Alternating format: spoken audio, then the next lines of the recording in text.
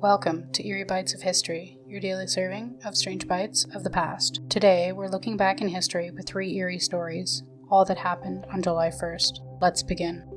On July 1st, 1945, search planes finally spotted the first drifting survivor of the USS Indianapolis, days after the ship vanished beneath the Pacific waves. What rescuers found was hundreds of men clinging to life, delirious from dehydration, exposure, and a horrifying shark onslaught that had haunted the waters for days. The Indianapolis had completed a top-secret mission delivering parts for the first atomic bomb, before being torpedoed by a Japanese submarine. It sank in just 12 minutes, and of the nearly 1,200 men aboard, 900 survived the sinking itself. But by the time help arrived on July 1st, only 316 remained. They were floating open in the ocean nearly 5 days without food, water, or shade. Some were attacked by sharks in the night, others succumbed to other injuries or madness. Survivors described men losing their grip on reality, some calmly swimming away, saying that they saw a rescue ship that wasn't there. Others claimed to feel things brushing against them in the dark, things too large, too slow to be sharks. Others saw glowing eyes beneath the surface, the shapes moving slightly far below.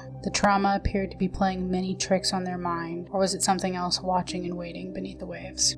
On July 1st, 2004, after a 7-year journey, NASA's Cassini Huygens spacecraft finally slipped into orbit around Saturn, a planet long shrouded in myth and science fiction. For the first time in human history, we had a front row seat of one of the most hauntingly beautiful places in our solar system. The ship sent back what was both stunning and unsettling: enormous hexagonal storms at the planet's north pole that rotated with unnatural symmetry, vast methane lakes on Titan, Saturn's largest moon, that mirrored Earth's seas, and rings stretching hundreds and thousands of miles, made of ice and rock, but strangely dynamic, like they were reacting to something. When researchers pored over the final data, they noted something odd: unexplained electromagnetic signals, patterns that repeated itself without clear origin. Some suggested interference, others said it was a natural phenomenon. Something about Saturn behaves like a machine. Its rings hum with frequency, its moons hide subsurface oceans. Whatever the truth is, that ship got closer than any of us ever will, and what it found may only be the beginning.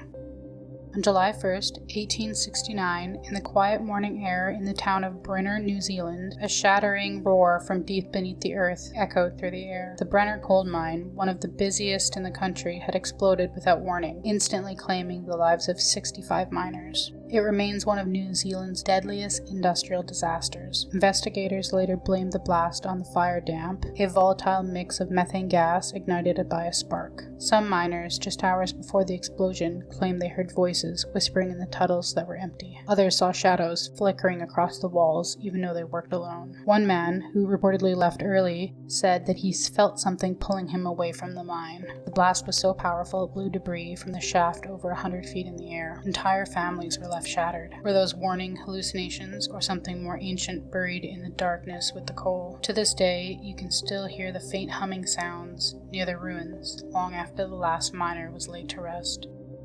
Like your history snack-sized, drop a comment with your favorite bite, and subscribe.